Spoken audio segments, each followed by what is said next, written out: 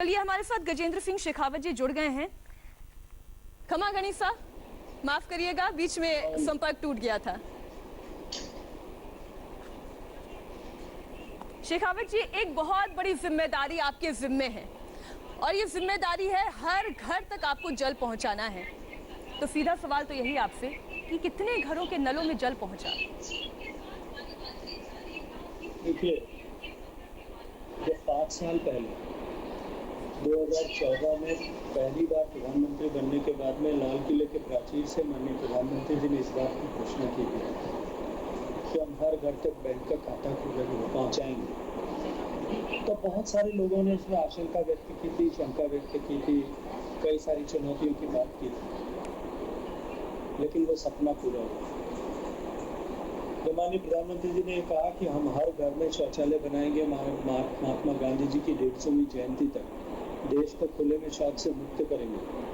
अनेक तरह की बातें उसको लेकर के की गई, अनेक तरह के दुष्प्रचार करने के प्रयास किए गए, पर अंततः देश जीत गया और पूरे विश्व के सामने हम सम्मान के साथ में खड़े होकर के कह सकते हैं कि हमारे सब जिलों ने अपने आप को खुले में शौच से मुक्त घोषित किया। ठीक यही स्थिति हर घर तक बिजली का खंभा पहुंचाने की बात हो, हर घर तक गैस का चूल्हा पहुंचाने की बात हो, तमाम तरह की आलोचनाएं की गई, लेकिन ये बात हम सब गर्व के साथ में कह सकते हैं कि पिछले 5 साल में साधारण मानवीय के जीवन में परिवर्तन लाने की जितनी भी योजनाएं प्रारंभ की गई थी, घोषणा की गई थी, उन सबको 100% लक्ष्य की संधान के साथ में पूरा किया गया है।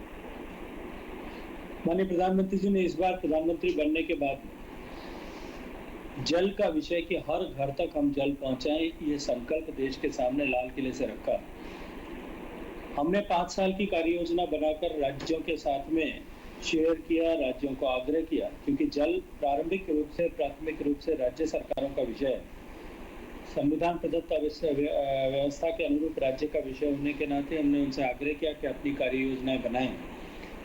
राज्यों ने बहुत प्रोएक्टिव मैनर में काम किया। बार बार हमने बात करने के बाद में लक्ष्य जो निश्चित किया गया था कि प्रति वर्ष का कि 2019-20 के लिए, 20-21 के लिए और कुल मिलाकर के 5 साल में 2024-25 में इसको पूरा करना। 18 करोड़ जो घर ऐसे माने जाते हैं, उनमें से केवल 3 करोड़ से कम घरों तक हम पहुंच पाए थे पिछले 70 साल में। शेष 15 करोड़ घरों को 5 साल में पूरा पहुंचाना, ये संकल्प लेकर के हम चले। और मुझे अत्यंत प्रसन्नता है कि पहले साल में 15 अगस्त को ये स्कीम की घोषणा के बाद में और उसके बाद गाइडलाइंस बनी, राज्यों ने अपने को इसके हिसाब से काम करना शुरू किया। लेकिन हमने जो पहले साल के लिए लक्ष्य रखा था अपने लिए कि हम जो देश 16-17% पर खड़ा है, वहां से पहले साल में हम 25% से आगे लेकर के जाएंगे। मैं अत्यंत प्रसन्नता के साथ में कह सकता हूं कि माननीय प्रधानमंत्री जी के मार्गदर्शन में उनके इस संकल्प को पूरा करने के लिए हम दिन रात जुटे हैं और इस साल तमाम विपरीत परिस्थितियों के होते हुए भी हम अपने पहले साल के लक्ष्य को पूरा कर पाए हैं। यानी हम ये कहें कि जिस 15% घरों तक आप नल में जल पहुंचाने की बात कर रहे थे, उसमें कितने प्रतिशत आपने कामयाबी हासिल की? इस साल का हमारा लक्ष्य था कि हम 25% को क्रॉस करेंगे जी। हमने डिक्लेयर किया था और हमने उसको प्राप्त किया है। हमने इस बार 25% का आंकड़े से कहीं ज्यादा जो है वो कनेक्शंस इस साल में पूरे देश भर में प्रोवाइड किए हैं। जो स्तर पहले 16% पे था, अब आज 25 से कहीं ज्यादा है। राज्यों ने रिपोर्ट करना प्रारंभ किया। मुझे लगता है कि ये आंकड़ा जो है हम 30% तक ले जाने में कामयाब होंगे। एक साल में 30%। लेकिन सर, केवल नल में जल नहीं पहुंचाना है, जल स्वच्छ भी होना चाहिए। निश्चित रूप से माननीय प्रधानमंत्री जी का यह संकल्प है कि हर घर तक पीने योग्य पानी पहुंचे। न केवल पीने योग्य पानी पहुंचे, अपितु जल जीवन मिशन के माध्यम से जो जिस सोर्स के आधार पर वो पेयजल योजना बनाई गई है, वो सोर्स सस्टेनेबल बने और उसके साथ साथ में जो पानी घरों से उपभोग के बाद में निकलता है, उस पानी का ठीक से उपचार करके उसका पुनः उपयोग किया जा सके या उसका जमीन में जो है सोर्स स्टेबलाइजेशन के लिए पुनर्भरण किया जा सके, इसको सुनिश्चित भी करना है। इसलिए केवल पानी पहुंचाना जिम्मेदारी नहीं है जी। पानी पहुंचे, गुणवत्ता का पहुंचे, ठीक मात्रा में पहुंचे और उसके साथ साथ में जो पानी पहुंचे उपभोग करने के बाद में उस पानी का भी वापस रीयूटिलाइजेशन हो, ये सारा होलिस्टिक पैकेज लेकर के हम इस पर काम करें। जब आप चुनाव लड़ रहे थे तो एक मोटो आपका ये भी था कि आप रेगिस्तान में पोर्ट बनाना चाहते थे। इस दिशा में आप कितना कामयाब हो पाए हैं? देखिए, ये कॉन्सेप्ट मैंने रखा था कि रेगिस्तान में एक पोर्ट बनाया जा सकता है। रेगिस्तान में एक जो कच्छ रन ऑफ कच्छ के बीच में से खोद करके अगर एक कैनाल ड्रेस कर दी जाए तो पोर्ट का एक्सेस उत्तर भारत के लिए जो है 600 किलोमीटर पहले हो सकता है। उसका वेबकास्ट के माध्यम से एक हमने डिटेल सर्वे भी कराया है, प्री फिजिबिलिटी रिपोर्ट उसकी बनी है। अब शिपिंग मिनिस्ट्री को हमने आग्रह किया है कि इस विषय को और आगे ले जाने की आवश्यकता है। यानी हम कितने सालों में, क्या आपके इस कार्यकाल में, इस 5 साल के कार्यकाल में, मोदी सरकार के दूसरे कार्यकाल में हम देखेंगे कि रेगिस्तान में पोर्ट होगा? देखिए, मैं ऐसे इस तरह के दावे नहीं करता। इस तरह की संभावनाएं हैं, लेकिन उसके उपरांत भी उसमें बहुत सारी तरह की स्वीकृतियों की आवश्यकता होती है, पर्यावरण से लेकर के वाइल्ड लाइफ से लेकर के। उन सब के बाद में ही इस विषय में, इस तरह के विषय में कोई जो है टिप्पणी करना अनुकूल है। जी, जल शक्ति मंत्रालय ने आईसीएमआर को कोरोना वायरस के मरीजों के इलाज के लिए गंगा जल के इस्तेमाल को लेकर भी एक शोध करने की सिफारिश की है। इसके पीछे आपकी मंशा क्या है, आपकी सोच क्या है? देखिए, पिछले अनेक वर्षों से, अनेक दशकों से दुनिया भर के अनेक वैज्ञानिकों ने, अनेक शोधार्थियों ने इस बात पर शोध किया है, इस बात पर विचार किया है, इस विषय का अध्ययन किया है कि गंगा के जल में क्या ऐसे विशेष तत्व हैं कि वो जल कई वर्षों तक रखे जाने के बाद में भी शुद्ध बना रहता, उसमें बैक्टीरियल ग्रोथ नहीं होता। सबने संवेद स्वर से इस बात को स्वीकार किया, जिसमें भारत सरकार की संस्थाएं भी हैं और दुनिया की अन्य संस्थाएं भी हैं, कि गंगा के जल में कुछ न कुछ ऐसे तत्व ऐसे मौजूद हैं जो तत्व वहाँ की परिस्थिति के कारण से, वहाँ की इकोलॉजी के कारण से, जिस वनस्पति से जो है वो गंगा आरंभ में गंगोत्री से लेकर के विभिन्न धाराओं के माध्यम से आती है, उनके संपर्क में, संसर्ग में आने के कारण से अनेक ऐसे तत्व उनमें विद्यमान होते हैं, जिन तत्वों के कारण से उसमें इस तरह की विशेष प्रॉपर्टी बनती है। गंगा के प्रवाह के क्षेत्र पर काम करने वाले अनेक संगठनों ने हमें इस बात को लिख करके आग्रह किया था कि इस बात की संभावनाओं को तलाश किया जाना चाहिए कि क्या ऐसा कोई वायरस किलिंग प्रॉपर्टी भी गंगा के पानी में खोजी जा सकती है।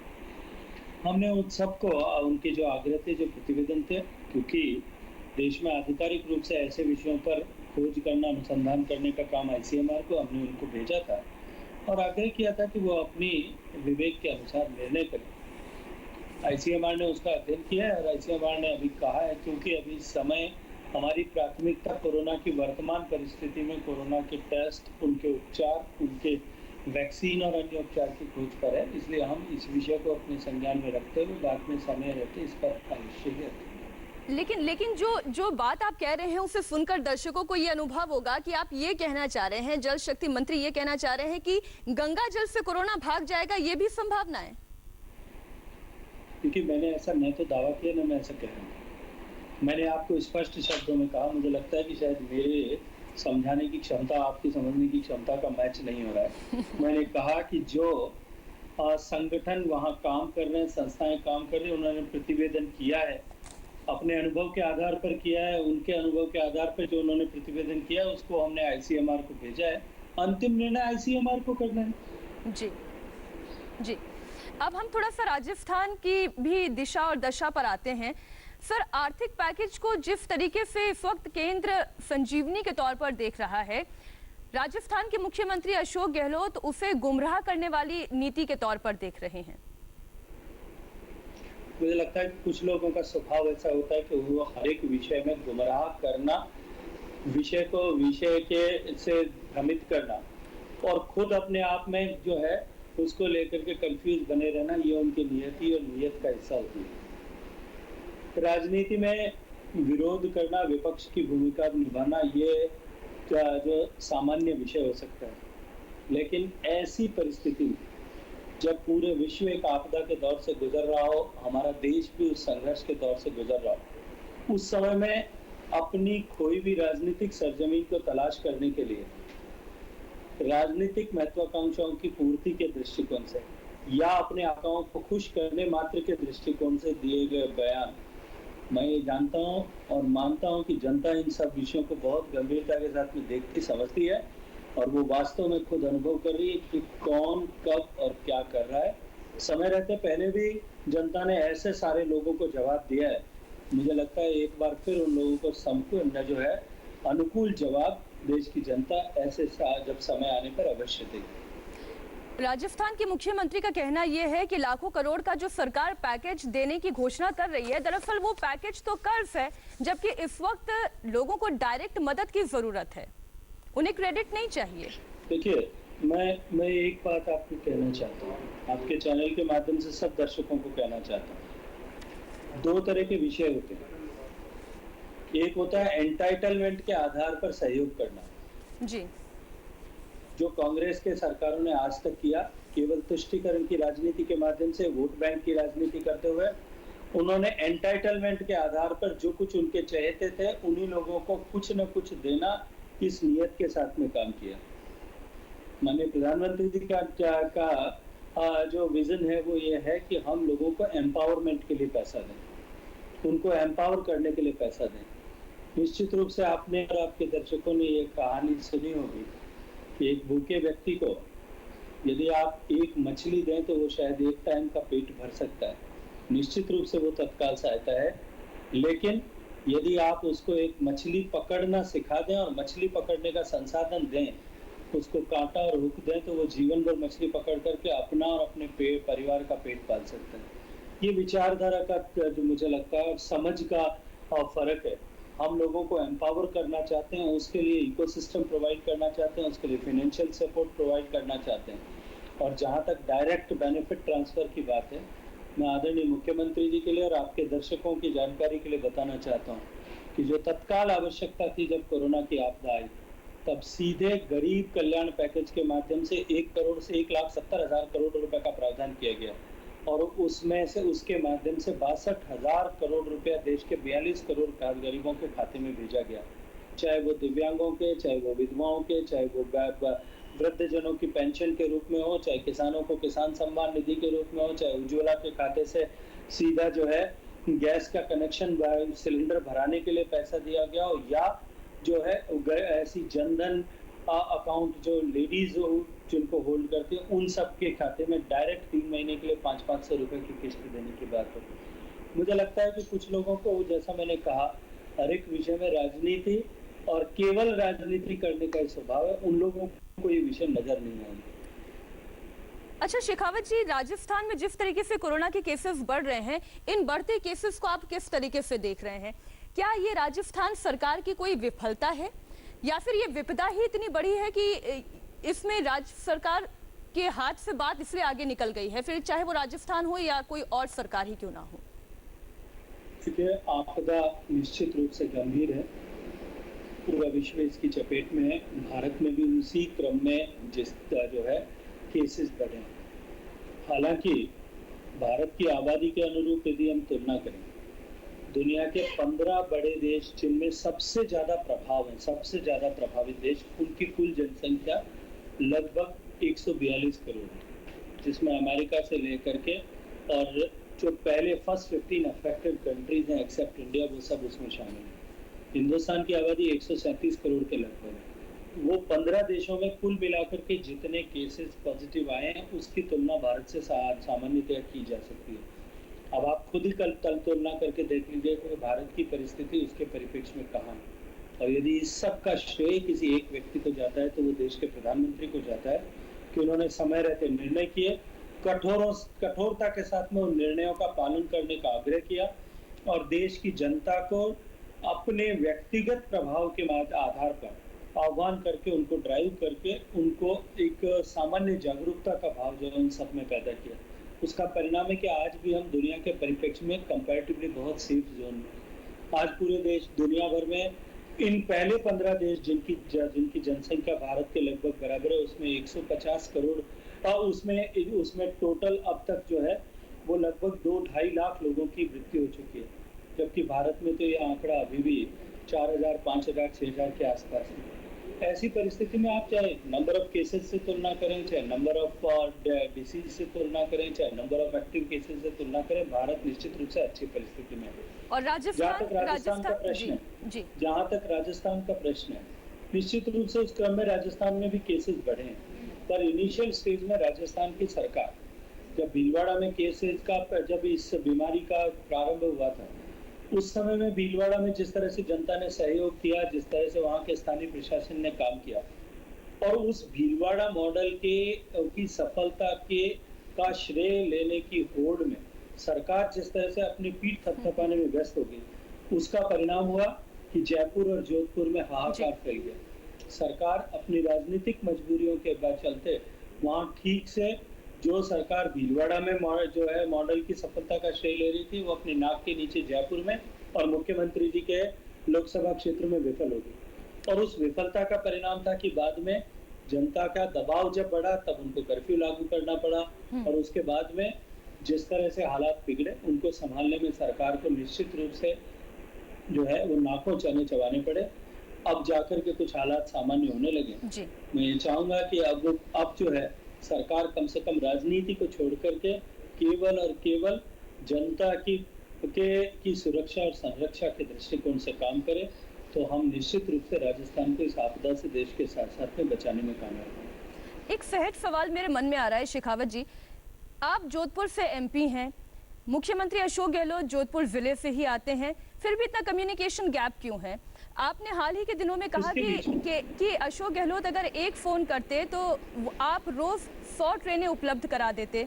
ऐसा कहने के पीछे वजह क्या है? देखिए माननीय प्रधानमंत्री जी, लॉकडाउन के बाद में जब मुख्यमंत्री ने आग्रह किया, राजस्थान के मुख्यमंत्री ने बार बार कहा कि हमारे पास में बसें तैयार पड़ी है, हमारे पास 4000 बसें खड़ी है, हम सरकार अनुमति नहीं दे रही है, जिस दिन अनुमति देगी हम लोगों को अपने प्रवासियों को लेकर के आ जाएंगे। भारत सरकार के गृह मंत्रालय ने अनुमति जारी की, लेकिन वो 4000 बसें राजस्थान की सरकार आज तक ढूंढ रही है, वो और जनता भी ढूंढ रही है कि वो 4000 बसें कहाँ गई। जैसे ही बसों की अनुमति मिली, राजस्थान की सरकार ने और सरकार के मुखिया ने रेल की बात करना शुरू किया कि रेल को ढूंढ रहा है, रेल की अनुमति दे, रेलों से भेजा जाना चाहिए जी। रेलों की अनुमति दी गई। उसका जो स्टैंडर्ड ऑपरेटिंग प्रोसीजर बना था उसमें यह था कि जिस प्रदेश से, जिस प्रांत से आना है वहाँ की सरकार इंडेंट इशू करेगी, जिस प्रांत को जाना है वहाँ ठीक से सोशल डिस्टेंसिंग मैनेज हो और उसके बाद में लोग क्वारंटाइन करें। इस दृष्टिकोण से वहाँ की राज्य सरकार जो है उसको लिए एनओसी प्रदान करे। दुर्भाग्य का विषय ये था कि राजस्थान की भी उस सूची में था जो वेस्ट बंगाल या छत्तीसगढ़, झारखंड की सूची थी, जिन राज्यों ने अपने यहाँ पे प्रवासियों को आने की अनुमति देने में कोताही बरती। एक परिस्थिति थी, वो समय था जिस दिन ये स्टेटमेंट मैंने दिया था उस दिन, यहाँ उत्तर प्रदेश 500 रेल ले चुका था, बिहार 300 से ज्यादा ट्रेन ले चुका था, वहाँ राजस्थान केवल 19 ही रेलें अपने पास में ला पाया था। राजस्थान के मुख्यमंत्री जी ने, राजस्थान की सरकार ने अफसर्स की एक सूची जारी की थी कि ये नोडल अफसर्स होंगे, वो टेलीफोन रिस्पॉन्ड नहीं कर रहे थे, उनके टेलीफोन डाइवर्ट हो गए थे। मैंने उस दिन ये कहा था कि मुझे प्रसन्नता तो तब होती कि राजस्थान ने जो सूची बनाई है, जो ऑनलाइन रजिस्ट्रेशन कराया है, उस रजिस्ट्रेशन पे जो लाखों लोगों ने रजिस्ट्रेशन कराया है, सरकार तुरंत एनओसी प्रदान किया, उन सरकार करे उन दो दूसरी जिन प्रदेशों से, विशेष रूप से महाराष्ट्र से, कर्नाटका से, आंध्र प्रदेश से जो लोग आने वाले हैं, उनसे तुरंत जो है उन सरकारों के साथ में व्यवस्था को सुनिश्चित करे। और उसके बाद में यदि रेल नहीं मिलती है तो माननीय मुख्यमंत्री जी, उनके गृह सचिव, उनके सचिव, उनका रेजिडेंट कमिश्नर, कोई भी यदि मुझे एक टेलीफोन करे, मैं खुशी के साथ में जो है 100 ट्रेन की भी अगर व्यवस्था की आवश्यकता होती तो मैं उसकी जिम्मेदारी लेकर के उसको ग्रहण करूंगा। जी, सभी मंत्री अपनी अपनी जिम्मेदारी लेंगे तो किसी को भी सड़कों पर परेशान नहीं होना पड़ेगा, यही सौभाग्य की एक बात है। बहुत बहुत धन्यवाद गजेंद्र शेखावत जी हमारे साथ जुड़ने के लिए। जल शक्ति देश की शक्ति बने, कोरोना काल से जल्द ये देश बाहर निकले, हम यही कामना करते हैं। बहुत बहुत धन्यवाद हमारे साथ जुड़ने के लिए। थैंक यू, धन्यवाद।